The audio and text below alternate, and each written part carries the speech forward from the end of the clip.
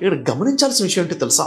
ఈ terrorism attacks, bomb blast అనేవైతే మనం వింటున్నామో అడపా దీనిలో చనిపోయే వారి యొక్క సంఖ్యను మనం చూసుకున్నట్లయితే దీనికన్నా అనేక వందల రెట్లు ఎక్కువగా చనిపోతుంది. ఎక్కడో తెలుసా?